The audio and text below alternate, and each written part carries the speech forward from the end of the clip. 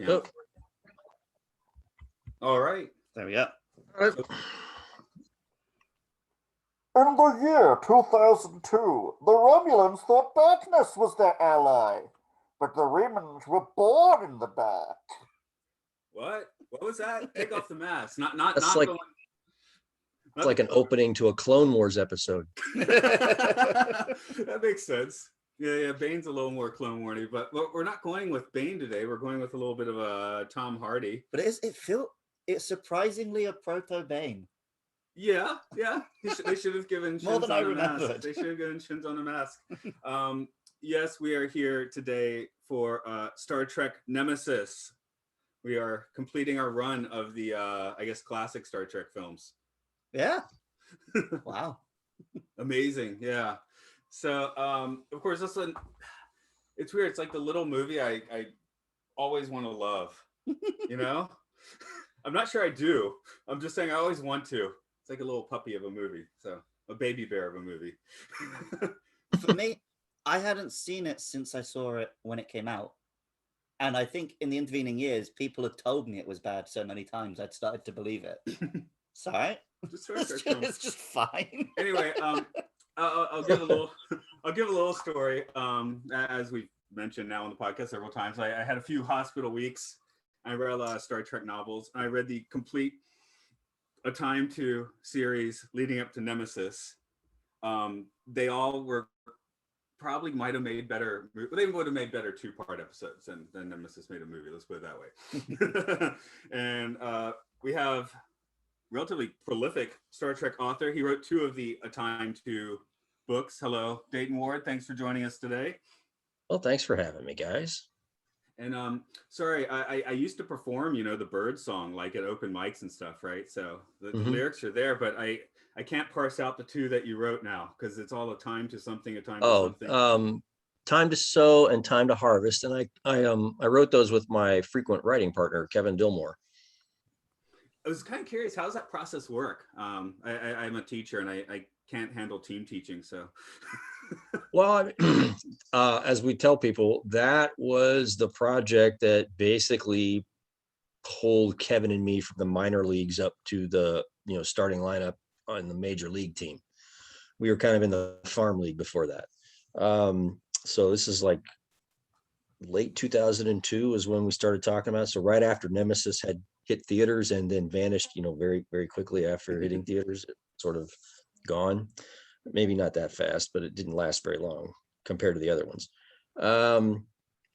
So they had this idea of doing what was then going to be a 12-book series that would bridge the events of Insurrection and Nemesis. So 12 books, 2 books each written by a writer or one author.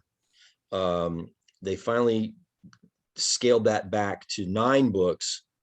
And the author that they had tapped originally for the 3rd and 4th books had to step away from the project.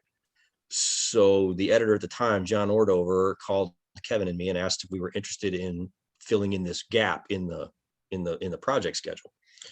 And so we very hastily wrote an outline for what was going to be the 2 books over that Christmas and New Year holiday period, 2002 into 2003.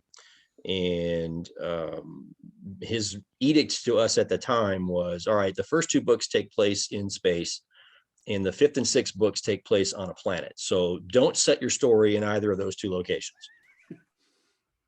Go. That's good for creativity. I'm like, okay, well, there's a challenge. So hence came the asteroid belt that's in the books. So it was an interesting, very stressful 6 months or so while we figured out how to make that work. Yeah, it's a setting we don't see much in Trek. So, I mean, that was kind of cool. And sort of the not just free of warp civilization was pretty interesting. So I dug that. In hindsight, our books probably make a better single book. If I had it to do over again, I think it would be better as a single book. But in those days, it was like, what? They're calling us up. We got to go do this. It was our first swing in the major leagues, so to speak. So, lessons learned. But I guess we'll roll a little bit into today's movie. I did see it on opening night. I just looked, and you mentioned the other movies out of the time, which I think include Die Another Day, The Two Towers. Chamber of Secrets. I mean, even for an ardent Trekkie, that's some pretty some biggies. I went to see it opening night too. I always catch the Trek films on opening night. I've only missed one of them throughout all 13 of them. I missed Star Trek V, which in hindsight may have not been the worst thing. I caught it about a month later when it was, that was the summer of Batman, the Michael Keaton Batman. And anything that wasn't Batman was getting trounced at the box office. And well, that tells me it was a different time, that films were still in the theaters after a month.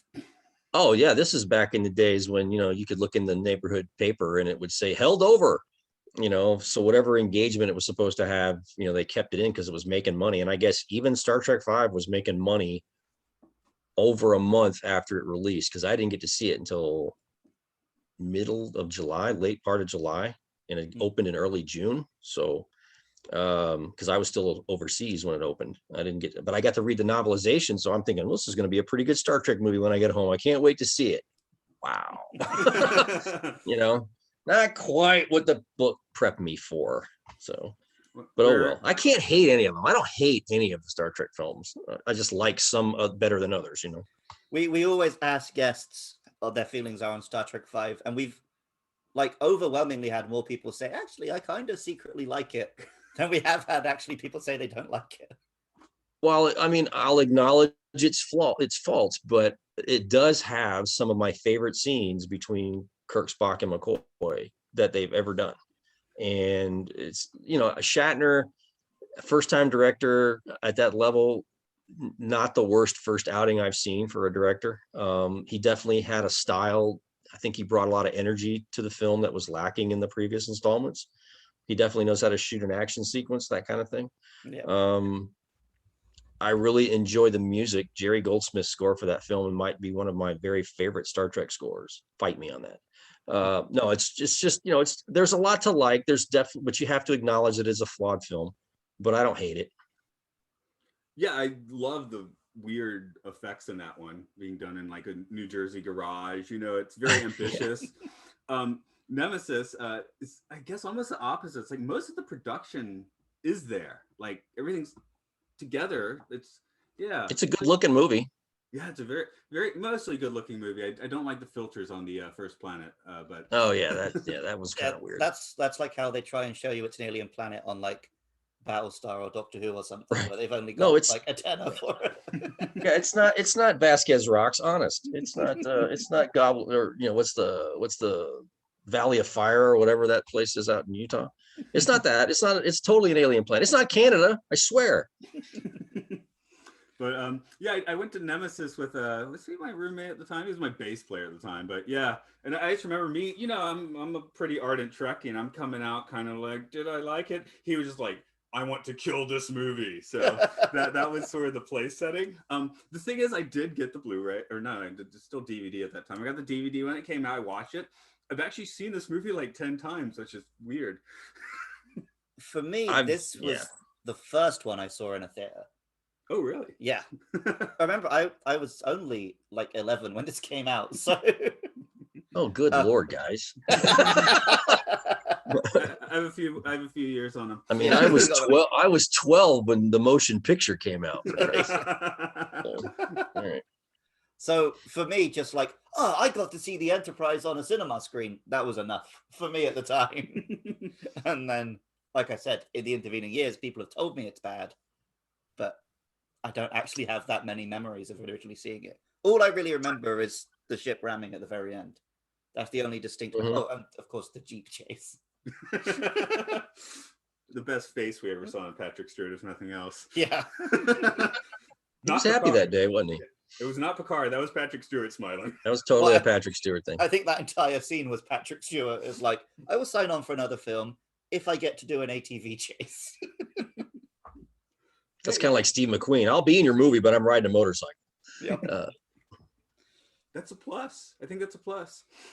Well, we should get to talking more about him and others and Baines. So, Luke, do you want to try and wing that story or wing it? Yeah, I forgot to write a plot synopsis, so I'm going to do one off the bonds. We might re-record it later. But hey, if you're on YouTube, you're going to get this is your plot synopsis. The Enterprise E is celebrating the wedding of. I wanted to know. I almost said Troy McClure. Of Troy McClure and Riker. That would have been cool. Deanna Troy and Riker. Meanwhile, on Romulus, the Remans are taking over, led by Shinzon. Anyway, the Enterprise detects some positronic parts on a planet, which apparently they can do now. They land down on a shuttlecraft, collect up the bits of B4, Data's older brother, before, coincidentally, it's the first time they're riding a Jeep and they're on the planet of Jeeps, so they get to have a Jeep chase, jump back into a shuttle and return to space, when they get orders from Starfleet to go to Romulus to have peace talks with the new Praetor. They get there, and the new Praetor Shinzon is actually a clone of Picard, and he only lured the Enterprise there because he wants to vampire out Picard's blood. They also have a new radiation weapon with which they're going to destroy Earth, but the Enterprise, teaming up with some Romulans, manages to destroy the scimitar and save the day. But Data cocks it. Okay. I was about to ask you about Data. Well, that's not my name. No, it's not. I don't know. That seemed to work. There were several sentences where I thought you might have actually written it. Nope. No. I thought about writing it. Yeah. I definitely didn't think about calling Deanna Troy McClure. You might remember me from previous Star Treks, such as First Contact and Insurrection. But I don't know, main cast, let's give a little thought to them. Patrick Stewart's always good. We get a scene with Patrick Stewart, as we already mentioned. That's pretty cool. Yeah, he's good in everything he does, but I feel like this one they didn't give him much. Like Generations, they went really out of their way to give him some like big scenes at the start when he gets sad news. First Contact, he had like, he's clearly dealing with a lot of stuff. We got to see like an acting tour de force. Insurrection, he had like a love story and everything. This one, he's mostly just being a captain. So even though he meets his clone, he didn't feel like it had much emotional weight for him. Is this the template for movie Picard then? He drives a Jeep, he gets, goes fighting. Yeah, but he doesn't like does that weird chase through the scimitar's hallways. Yeah, true. But like none of what he did felt inappropriate. No, he doesn't get pissed like he does in First Contact. Yeah, but yeah, this just felt like standard episode Picard to me. Okay. Dayton, what are your Picard thoughts on, or Patrick Stewart thoughts? I guess it's a. Well, I mean, Patrick Stewart commands the screen whenever he's on it. I think. I mean, I don't think this is an exception to that. But like you said, it's compared to previous films or previous Star Trek films. I don't know that he has as much of consequence to do this time around, other than react, basically. I mean, if it starts off kind of lighthearted with the wedding reception, and then the whole bit on the planet where he gets to kind of let loose, and I know that, they wanted him to be more like a Kirk-like captain for the films where he was always in the center of the action. So that's why he's always, oiled up and wearing tank tops and throwing phaser rifles and all that kind of stuff in the latter 3 movies. But I really can't fault him wanting to do that. Patrick Stewart wanting to do those things rather than just stand on the bridge and say, make it so. I think he wanted to get to mix it up. So you can't fault him as an actor for wanting that. But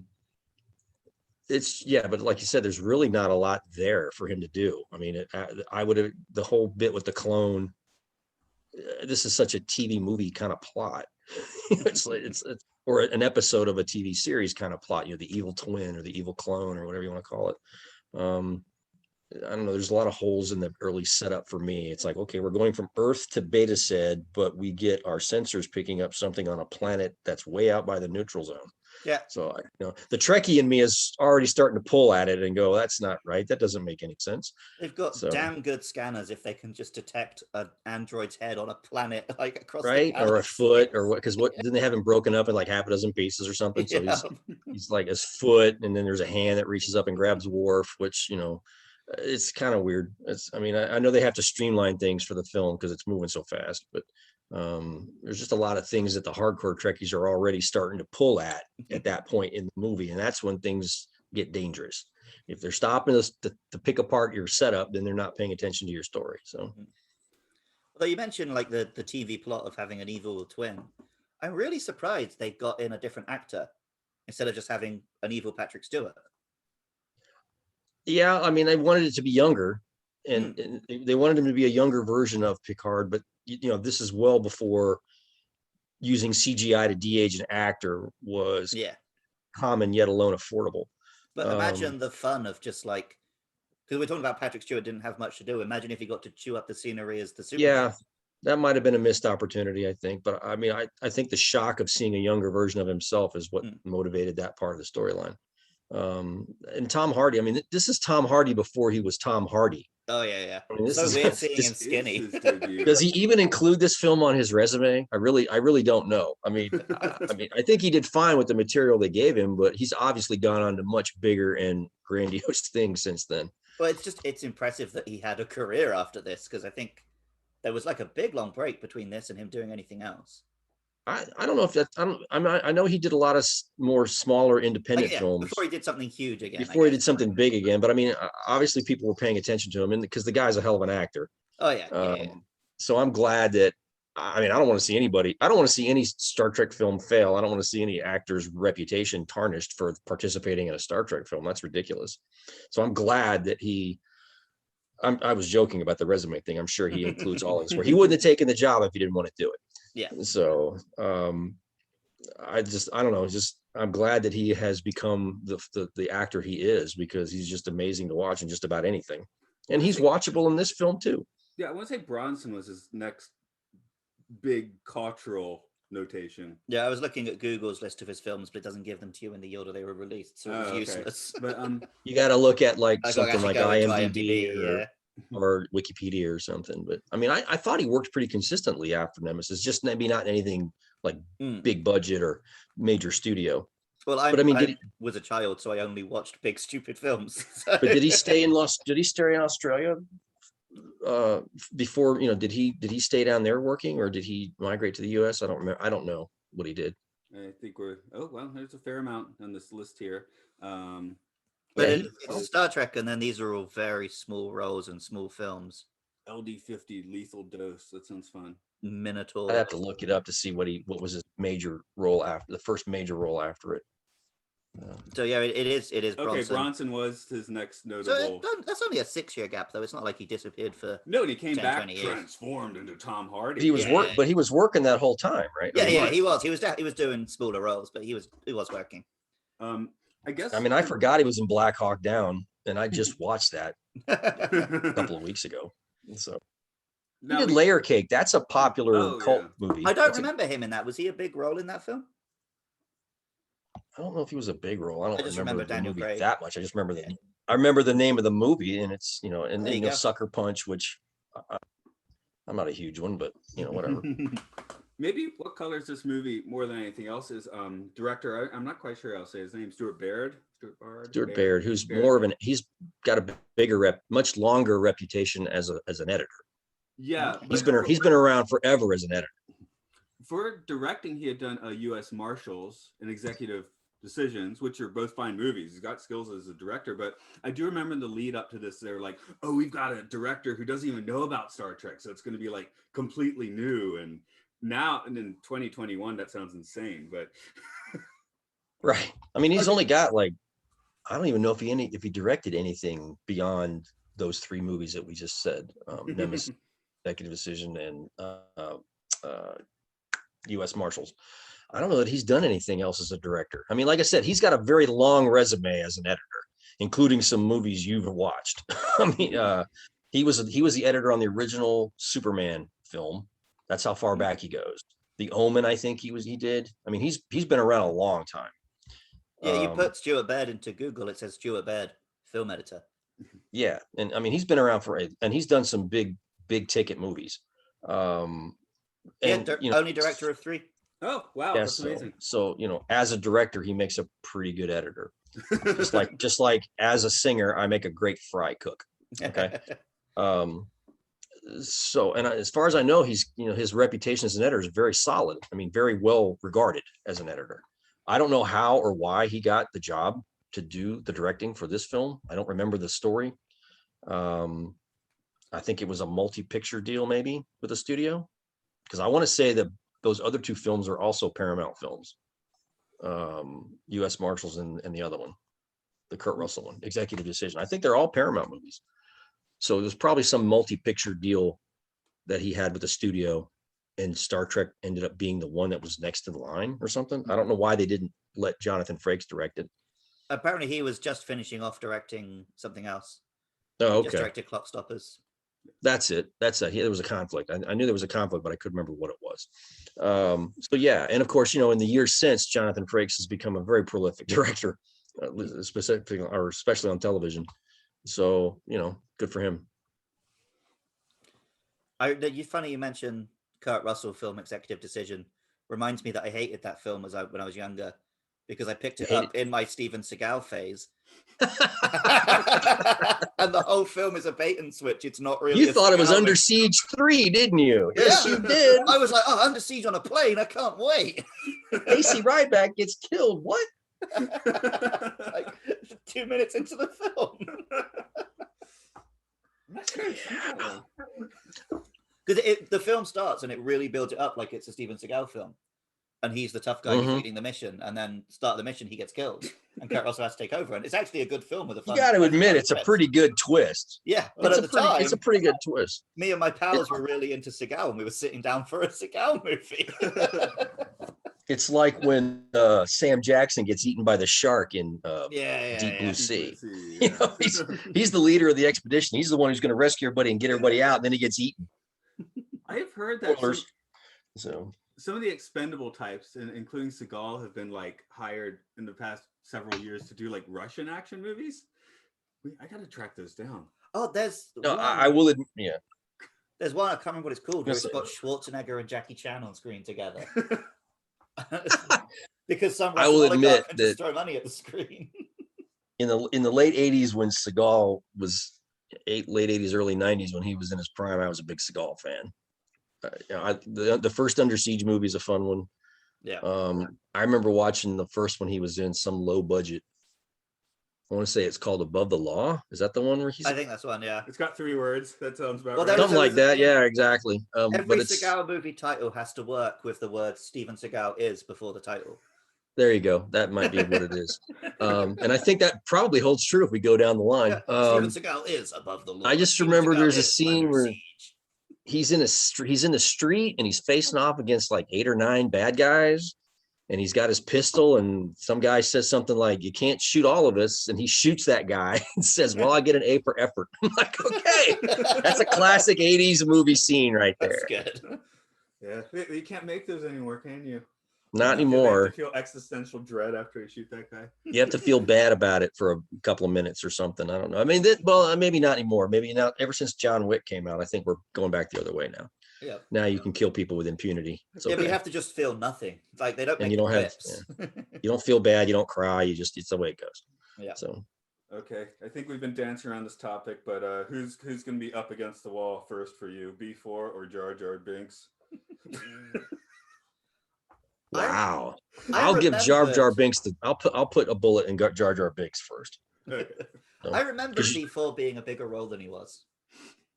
Well, because there's the fake out, right, where Data has actually taken on the B4 role. Because there's only really 2 or 3 scenes B4's in. True. Yeah, he doesn't really. I mean, you can't really fault the character because it's just an android that doesn't know any better. Yeah. So, and he has he doesn't have the ability is missing. We've lost him. Yeah, let's see what happens. So there we go. Uh-oh. We lost you for a second muted? there. I think we're back.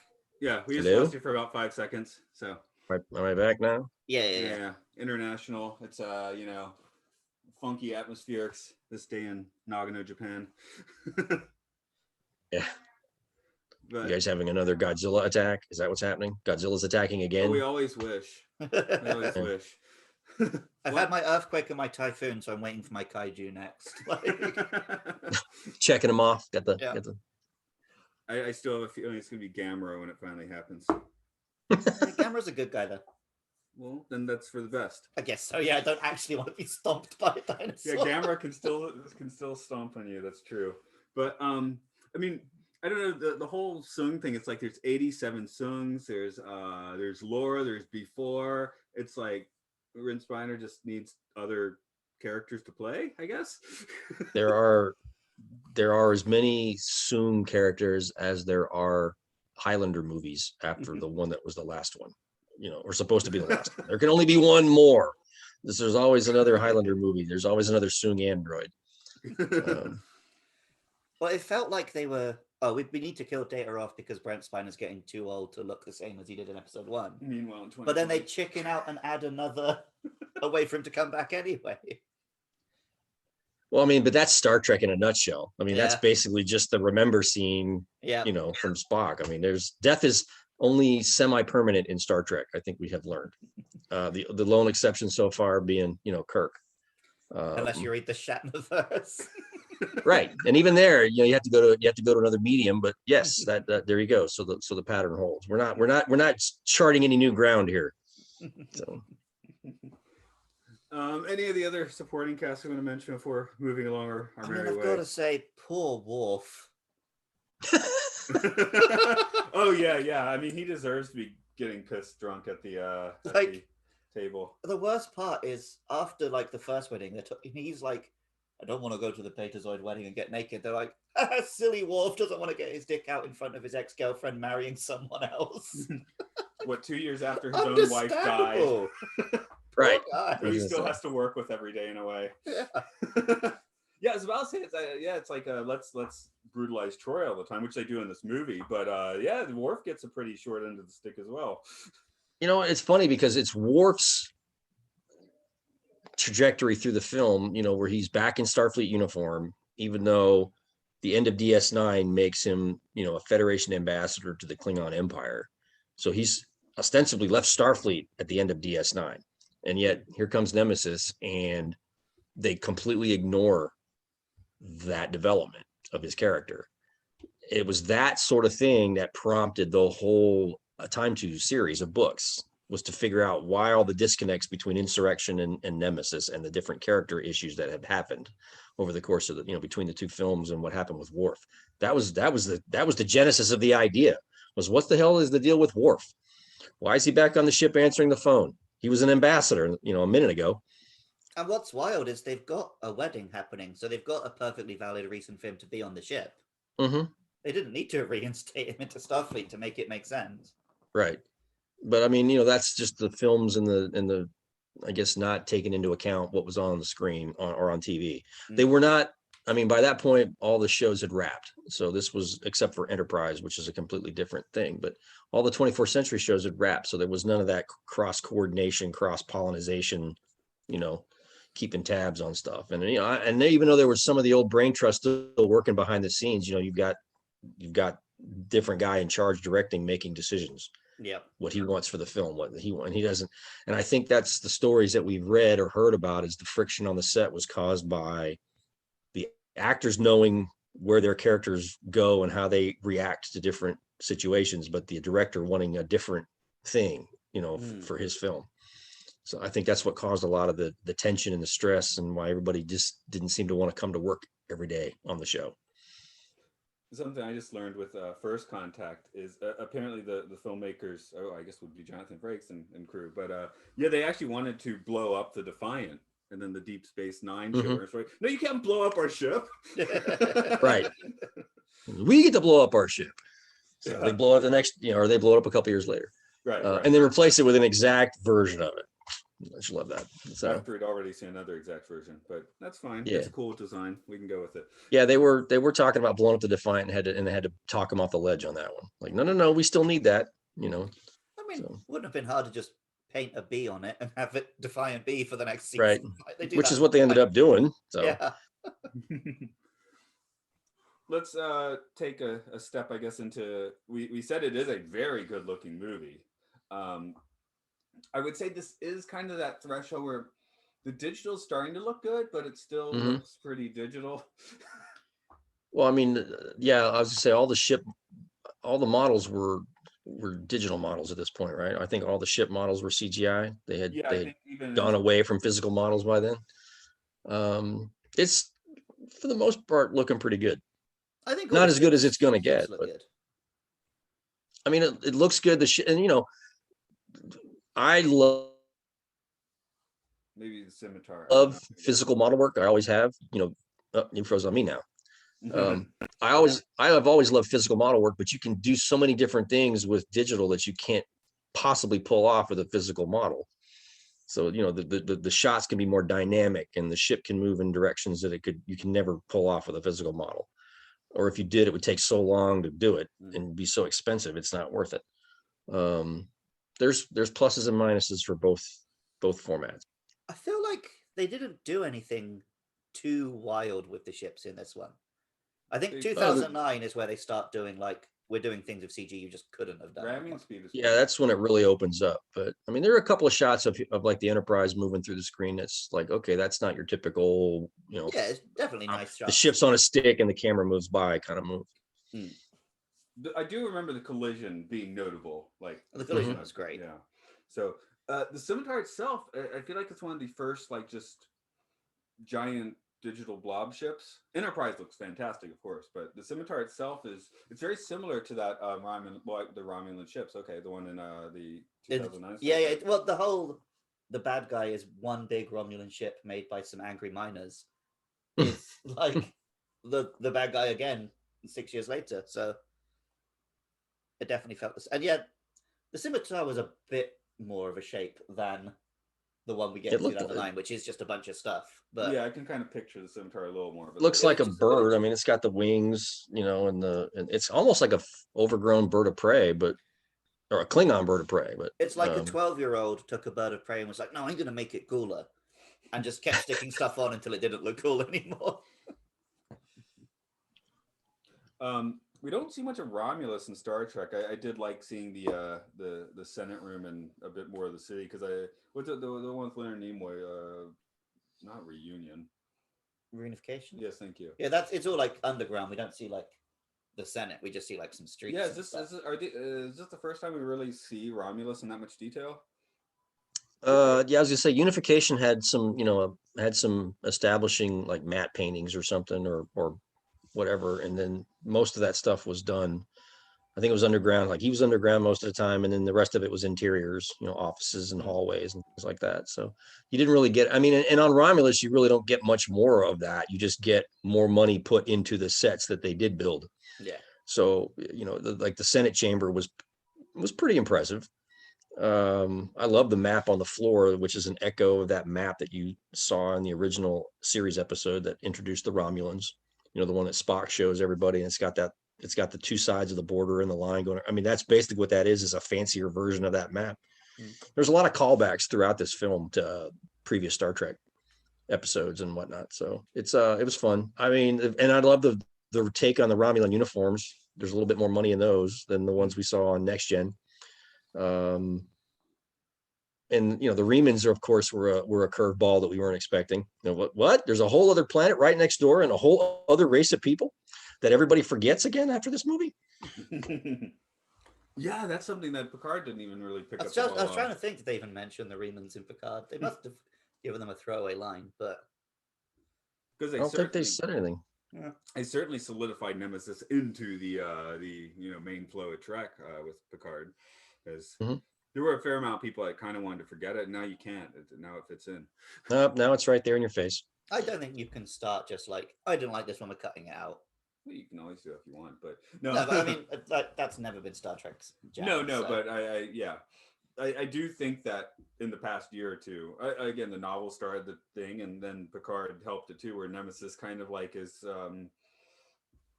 begrudgingly kind of taken a proper place in the pantheon of Trek.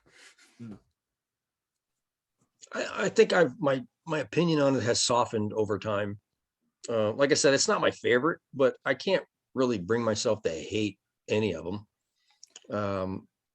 I think it's just they were kind of I think they all knew this was the last one, and that was it.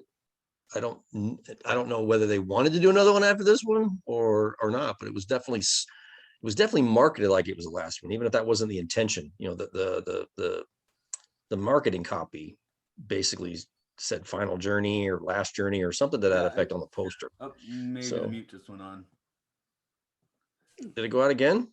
Yeah, just your sound that time. Yeah, we saw you talking. It should all be That's okay in the crazy. recording, so. That's good. I didn't say anything worth a damn anyway. But according to the wiki, I think there actually was some groundwork for a next one. But I mean, I think someone's always going to be trying to make another one, right? If it's how they get their pay. Well, I was gonna say, yeah, they probably always had plans, but then the returns came back and went, well, okay, that's it, we're done. you know, 67 million on a 60 million budget, which once you consider advertising and all that, not looking. Yeah, too it good. lost money. It lost money. So, But like the thing people bring up at the time is maybe there was just an oversaturation of Star Trek, and that's not necessary. I never believe that, because as long as it's good, nobody cares. You know, if it's good Star Trek, we won't mind getting it 3 times a week or twice a week and in a movie every couple of years. But I think probably it was just burnout maybe on the part of the creators. I mean, the people involved in the TV series were going from show to show to show, and then trying to crank out a movie every couple of years. That's a lot of work for the same group of people. Yeah. To be executed at a high level consistently. And I don't think you can fault their effort. Definitely I would never say that they, lacked effort. I think it's just, maybe they were burnt out. Maybe you didn't even realize they were burning out. Sometimes you have to step away from it to realize. You never do realize till you step back and think, oh shit, yeah, that was. Maybe that's what's kind of working now. I mean, there's of course variable quality on the newer shows, but it's all different people running each. Right. Each show has its own writer's room. Each show has its own production designer, and there's some crossover in the art departments and visual effects and things like that. But I mean, primarily it's driven by the writers' rooms, who are all separate. Each show has its own dedicated writers' room and showrunner. So you don't have Rick. You don't have a Rick Berman poking his head into 2 different writers' rooms every day and getting involved with storylines and scripts and all that kind of thing. I mean, Alex Kurtzman is he's like a step further removed from all that, for all the heat he takes, about being responsible. He's a little bit further removed from the process than Rick Berman was in his heyday. He definitely trusts his showrunners to do their own respective things. And there was a similar flavor. I mean, Deep Space Nine is much darker. Voyager was much more trippy. I don't know, the flavor. But I mean, yeah. But Berman was involved. He had his fingers in both pies. When both shows were on, and at the time, I mean, he has story credits on both shows, so he was involved at least at some level in the dirt part, the grunt part. So, despite being the big guy in charge, the point being that Voyager, Deep Space Nine do have quite a lot more in common than, say, 2 of the modern shows. Yeah, I think so. There's definitely, I mean, and plus there was on those shows, the old shows. I mean, again, there was even more overlap behind the camera. I mean, not so much the writers' rooms, but definitely the art department, the production design, the visual effects. That all those people are the same. Mike and Denise Ikuda and Doug Drexler and Herbert Zimmerman. These guys, Herman Zimmerman, these all folks were everywhere. They were jumping back and forth like bandits. Like something. Weird, that one word cut out. Okay. Bandits?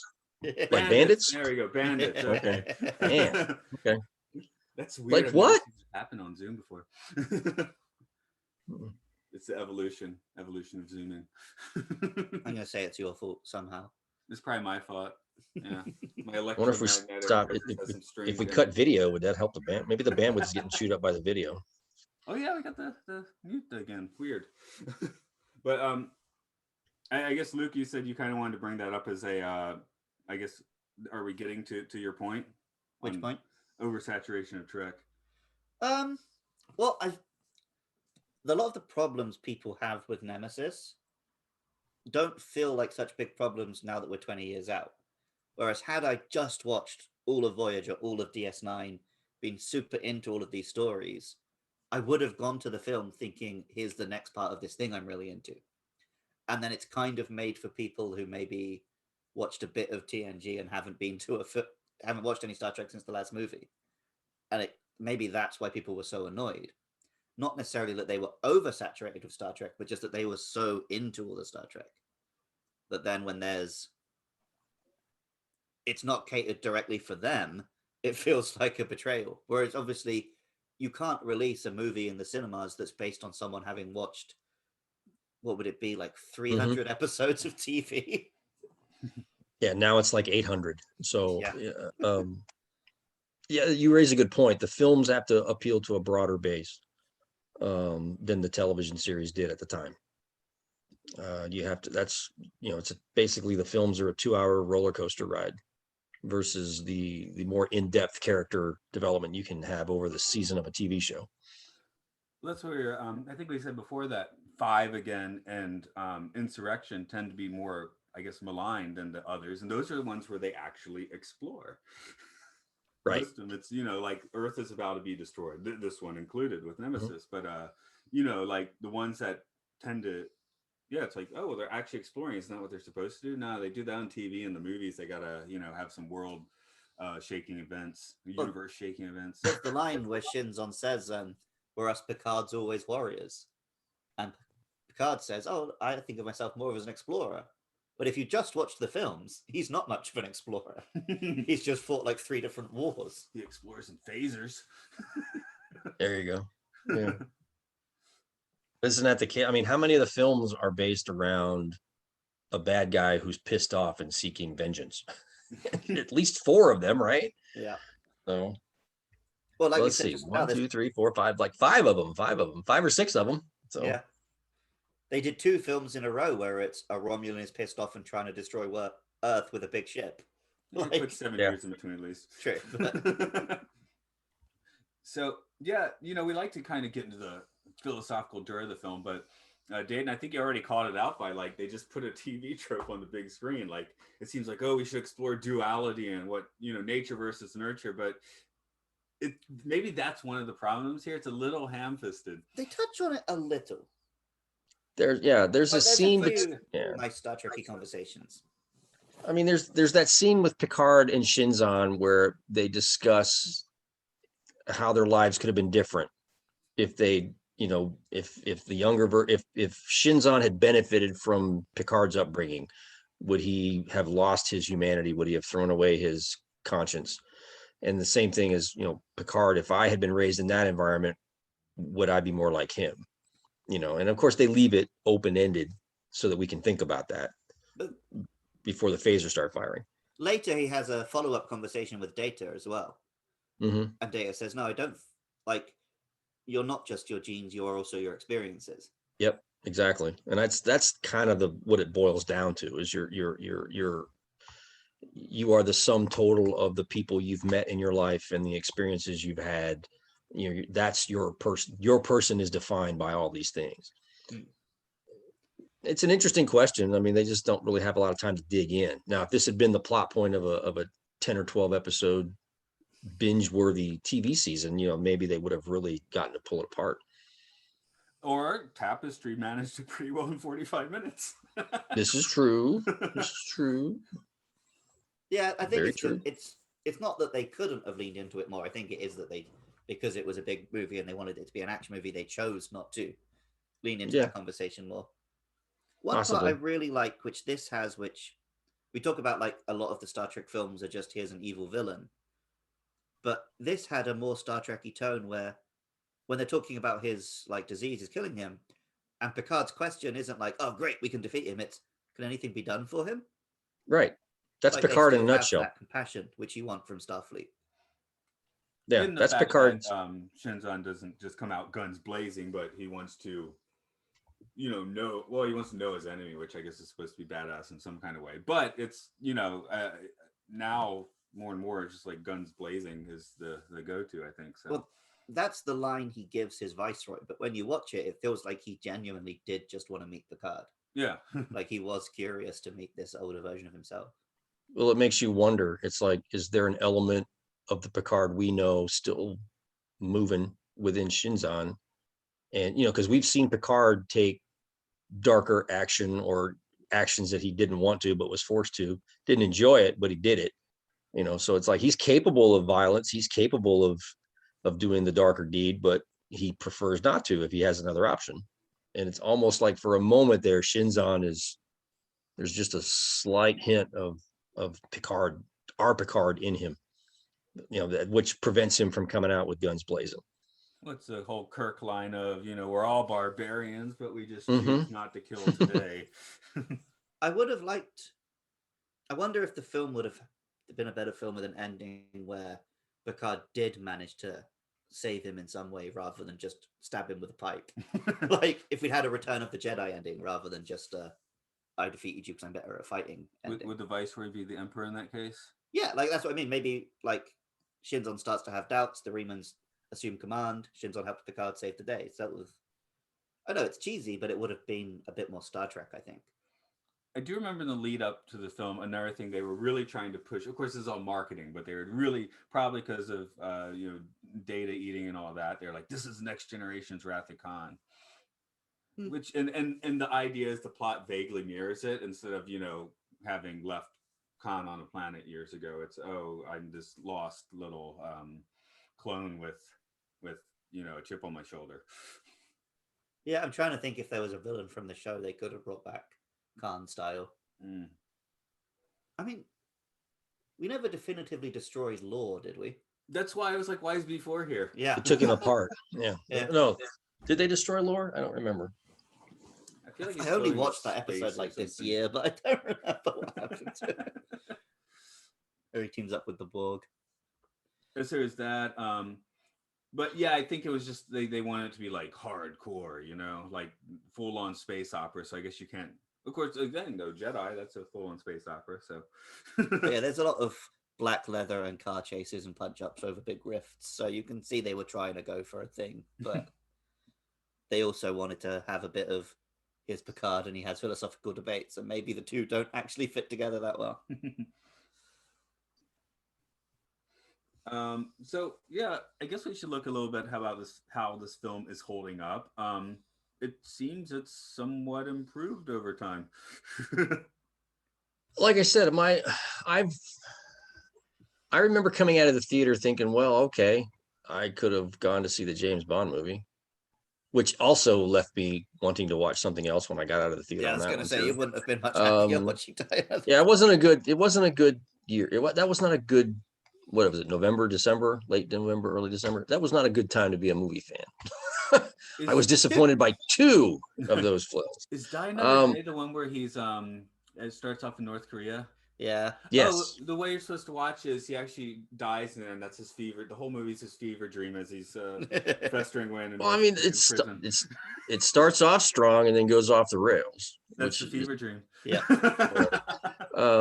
But Two Towers was good. I watched that like 3 times.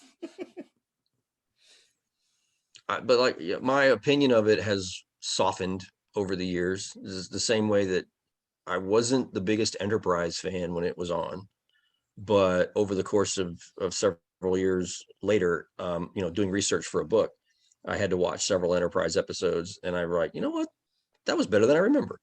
That wasn't bad at all. That kind of thing. Again, it's hard to. There are only maybe, I don't know, a handful of episodes across all the series that I absolutely loathe and never want to watch again. But they are by far a very small minority. For me, it always comes up, what do you show to someone who's never like seen Star Trek before? And well, if you did this with a kid, it wouldn't work. I got my daughter a little bit into Discovery, but when I put on Tribbles once, she just started laughing at it directly. Oh, that's no. Yeah, this is definitely not one that you would use to introduce someone to Star Trek. I mean, of the 4 next gen films, First Contact might be the best one in terms of a balanced storyline. There's some Star Trek stuff in there, but there's also the actiony stuff, and what past storylines they rely on, they explain in the film. So I think you're okay. Yeah. I Kind of like the voyage home, you know. Yeah, I feel like what I would show people these days, just if I wanted to show them this is a nice baseline Star Trek, is I feel like Time's Arrow, the two-parter in Next Gen, just sticks in my mind. Is that would be a nice starting point. It's got some great stuff. It's got some terrible stuff. It's a nice a primer. This is your average run-of-the-mill, middle-of-the-road Star Trek episode. Stuff you like, stuff you hate, stuff that's just kind of there. But still very entertaining. Yeah. But entertaining, yeah. Definitely entertains me. And I guess that's the thing with Nemesis in the end. It never has failed to entertain me, at least. I just watched it like a few weeks ago when we first talked about doing this.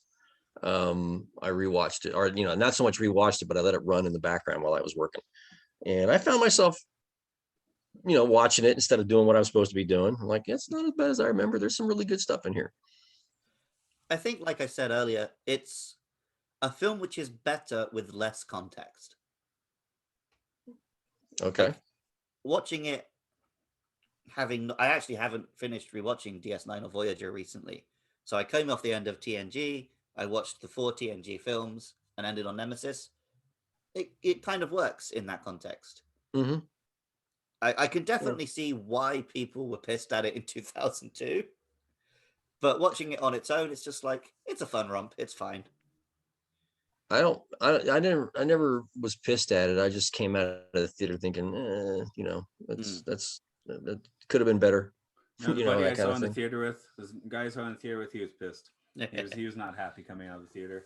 That and the third Matrix movie, I remember him being like, "What?" Oh well, yeah. Now that's a tough line to go. Yeah, the third Matrix movie was horrible. So I'm the guy who loves all 3 Matrix films. So. Yeah, I actually I will give a little bit to the later ones, but I can especially if it's a completely different movie than the first one and even the second one. So although, not to rub it in again, I'm also the guy who was 13 when those films came out. So. I just remember. Oh wow, cool karate was enough for me at the time. I saw The Matrix Reloaded on it was in Maine, and they had a costume contest, and I won it, but I didn't show up in a costume. I just happened to wear a black trench coat at the time and had like this haircut, and I think I had a black t-shirt. Like, you win! I'm like, yay! I'm like, what's happening? Cosplay on a budget. Yeah, that's right. No, that's how I dressed at the time. So funny.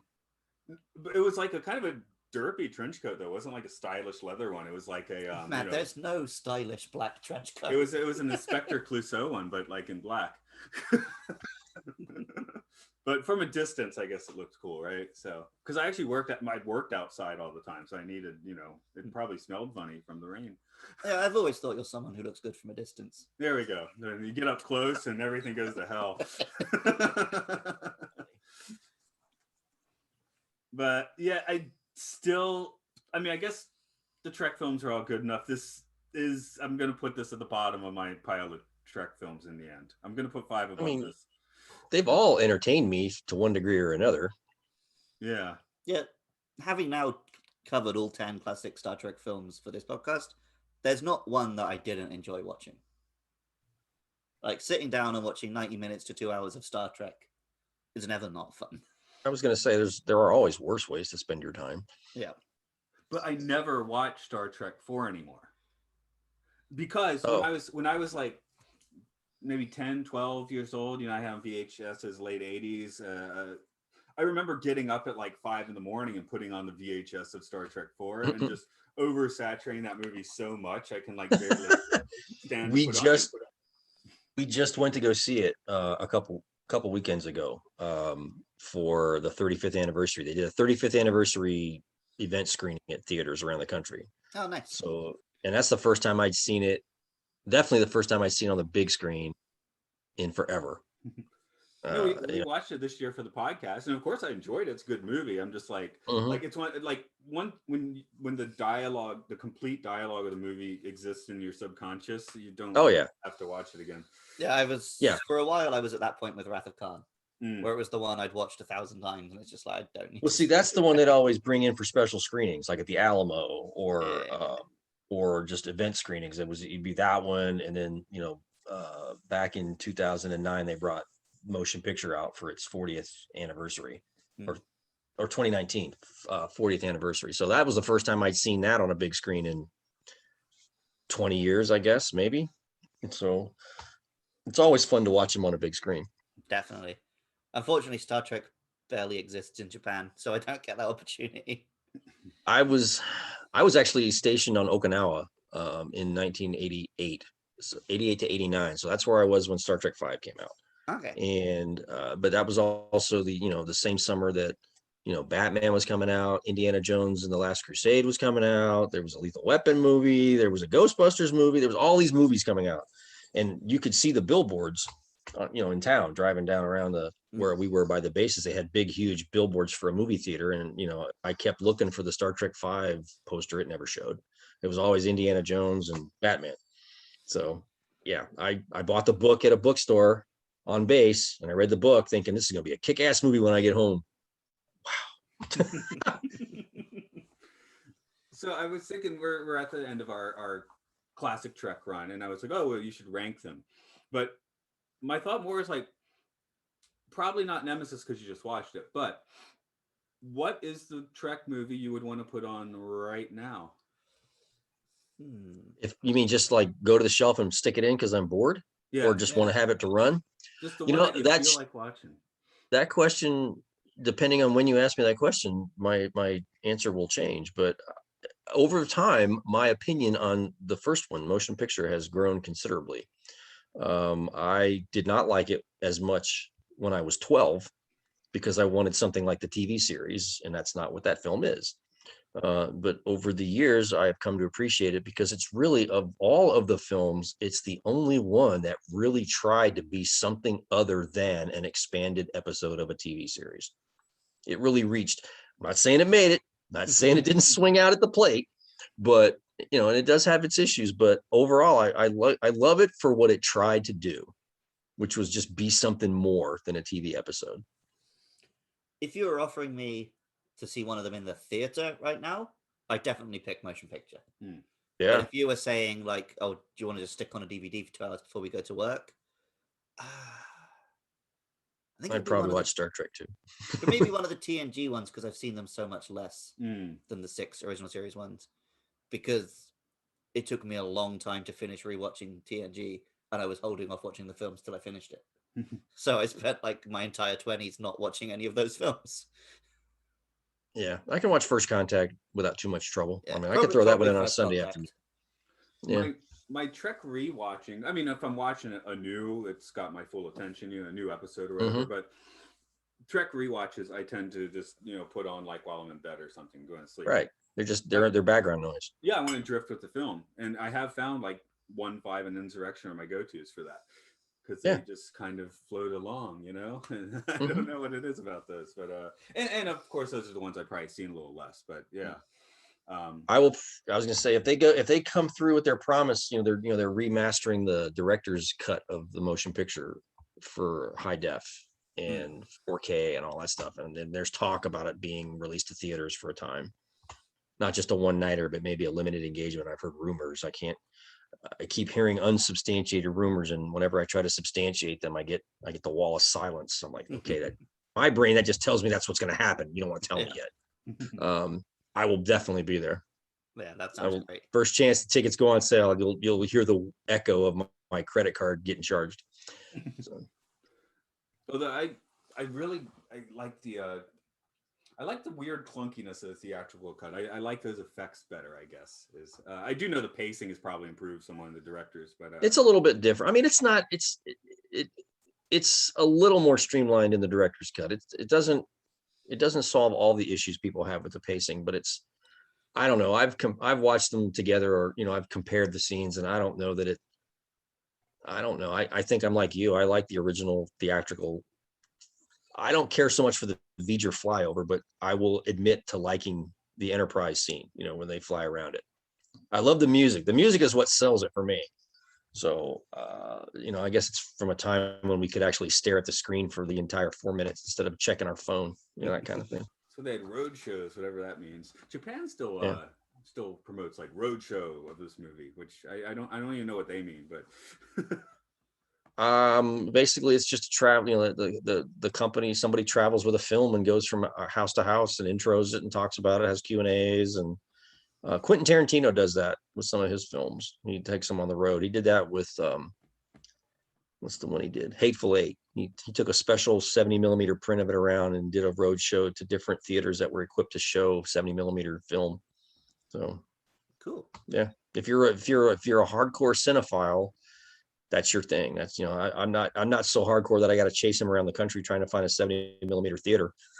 But no, I mentioned this when we did 2001, but I managed to see that in 70 millimeter in New York City. The one caveat being my friend with me had never seen the film before and absolutely hated it. But oh yeah, no, they did 2001 a few years ago for its anniversary, for its 50th anniversary, and we went to go see a screening of that. So, and that was the first time I'd seen it on the big screen in, oh God, 25 years, 30 years maybe.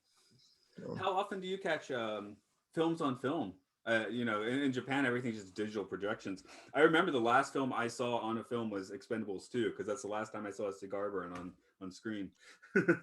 there's a chain of theaters here in the States called Alamo Drafthouse. And the guy who owns the theater chain is a huge movie buff. So he has actual film prints of his favorite movies that he keeps in his library, in his catalog. And that's what gets moved around to the different Alamo Drafthouse locations when they do these repertory screenings of classic films. So all the Alamo Drafthouses that I've ever been to, I've been to maybe 3 or 4 of them, they all have the capability of projecting film. They're set up for digital, but they have a couple of theaters that are dedicated to film, with actual projectionists and the whole smash. So if you go to an Alamo Drafthouse for a repertory screening or one of these roadshow screenings, that's where you'll see film on film. So. I thought earlier you meant you'd literally watch Star Trek 2 at the Alamo. That'd be cool. I'm old enough that that's possible. Yeah, sure. I didn't know they played films at the Alamo. Yeah, they run them right on the wall there, right? I mean, I could imagine them doing it with like something. It's really great. Dave and Buster's brings food out and everything from right across the street there. Relevant to like history, but just doing it with Star Trek seemed a bit wild. You guys. Well, I mean, have you ever been to San Antonio? I have. You got a screen in the basement of the Alamo. Remember, okay, the Alamo. I was gonna say, it's fun. The first time I went to San Antonio, we stayed at the hotel that's literally across the street. There's a historic hotel right across the street, and I'm lost. I don't know where we're going. It's dark. I'm trying to find the entrance to the hotel, and I'm looking, and I look right there, and literally the Alamo is, not even a car length away. The outside wall of the Alamo is right there across the street from the hotel. Wow. So, and then you walk in and it's just surrounded by all the modern buildings and shopping centers and Ripley's Believe It or Not, David Buster's and all this other kind of stuff. It's a surreal location. Yeah, see, in San Antonio, I almost remember the Alamo. Maybe what Luke's helping a minute ago. I remember eating at a restaurant on I guess on a canal or whatever. And, Oh yeah, the Riverwalk. Yeah, the Riverwalk. Yeah. Because I spent an afternoon there when I was like 13, so that's my. I don't remember the Alamo. I remember the restaurant. Yeah, my kids don't remember the Alamo. They remember the pizza place and the ice cream parlor that's across the street from them. Okay, I guess that's how I rolled then. There you go. I guess we'll get wrapping up there. Are there any big points anyone felt like throwing out? No, I feel like I said my final word on Star Trek Nemesis. It's my final word until the next time I do one of these. Yeah. Right on. I don't hate it. It's not my all-time favorite, but I don't hate it. I can't hate any of them. No, it's a weird, lovable movie in a way, and there's enough good things. I mean, if you're into Trek, you're gonna like it. And if you're not into Trek, you're gonna be like, "What is this?" So, I think that's the problem. Like the cast had fun. It feels like the cast had fun. So. I think the cast had as much fun as they could get out of it. I mean, I know that, like I said, there were some issues behind the scenes, on set, whatever, if you'll have it, but they don't typically talk out of school. So all we get is the rumors from the gossip rags. But I don't know. It's definitely a movie that appeals to hardcore fans versus the general audience, which is, that's a fatal mistake with a franchise like this. So, Dayton, how many Star Trek books have you penned at this point? I mean, or co-written at this point? Let's see. I have written 23 or 24 Star Trek novels, or co-written them, and then a handful of other ones that are not Star Trek. So yeah, something like that. 28. I was I've lost. I hate to say that I lost count. I just can't remember the exact Hey, number. if you can lose count, that's awesome, right? I mean, No, it sounds stupid. It sounds like a humble brag, and I hated that. I'm blanking on the number. I make So, music and I can't remember how many albums I put out. So I want to say it's 20, 23 or 24. The one that's coming out is 24. okay. I was looking through your list just now because I've read quite a few Star Trek novels, not as many as Matt. And I think I've read a couple of yours. I wasn't sure, but I've definitely read your 24 novel. Okay. Hopefully you like that one. So. Yeah. Awkward if you didn't, but oh well. I'll get over it. A little after my Seagal phase, I went through a really big Jack Bauer phase. So I was a fan of that show from day one, no pun intended. Yeah. I watched it all the way through. Every stupid plot twist, every double cross, every mole, every traitor. Yeah, I watched the whole thing. It's a show which I definitely loved when it was on, but I'm very hesitant to go back to. I haven't revisited it since the when the miniseries version, the Live Another Day. I went back and watched all of them, and then I watched some of them again when I was researching the book, because the original plan was that was supposed to be, my book was supposed to be set between Day 8 and Live Another Day, like the other 24 books. Dave Max and Jim Swallows. And then they threw me a curveball after I'd submitted my outline, and they said, well, we want you to do a prequel. I'm like, well, okay. Now I got to go look at younger Jack Bauer and figure out where I can mine ideas from. So, yeah. And what's the best place to go looking for your stuff? Amazon, or do you have your own site, or what? Most of my stuff is available, through brick and mortar stores or Amazon or online, booksellers, or your local independent bookseller will definitely order something for you if it's not on the shelf. Okay. You can go ahead. Oh yeah, go ahead. I was gonna say DaytonWard.com is where you'll find me on the web. So there we go. No, I just I talk to authors sometimes, and I often find if I kind of reverse the question, I go, oh, but I got this, my own site with groovier deals, and support the independent bookstore. That's also highly worth doing. I always try to push people that way, because what it seems like nobody seems to know that, just because you don't see it on the shelf doesn't mean they can't get it for you. You just walk up to the counter and ask them to order you a copy, so. I found, and in Japan, especially now, it's hard to find English books. I do my reading on Kindles these days, right? But I found when I used to go into bookstores, Borders in America, long gone now, but one day I noticed that most of my books, I seem to be attracted to like covers that were like kind of brown orange. So that was interesting, like history books. I mean, are you there because you got a job there, or I mean, are you expats? What's your? Yeah, I'm a pretty definitive expat at this point. I haven't stepped foot in the States since 2010. Okay, that's fair. No, I mean, I have another friend who's there because his wife works for the government.